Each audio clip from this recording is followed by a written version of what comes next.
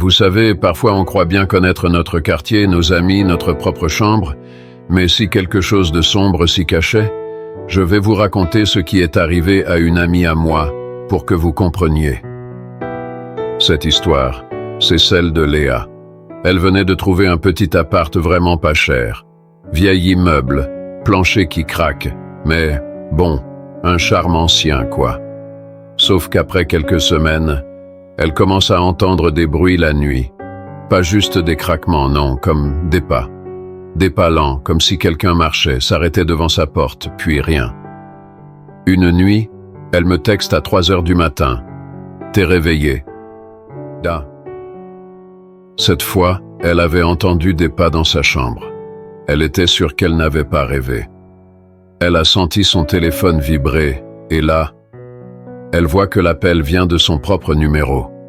Elle décroche, y a personne, juste une respiration et un murmure. Elle n'a compris qu'un mot, « Souviens-toi ».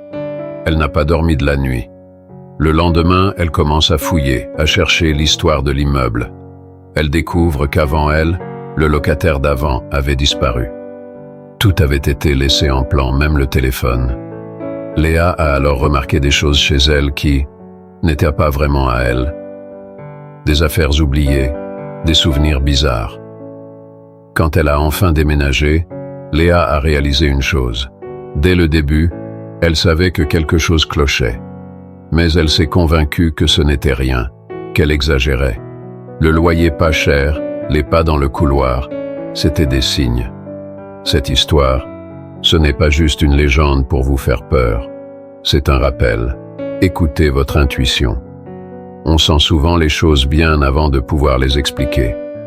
Suivez ce que votre instinct vous dit, surtout si quelque chose semble étrange. Qui sait, un jour ça pourrait vous sauver. Et n'oubliez pas, ce n'est pas toujours le vent qui frappe la nuit.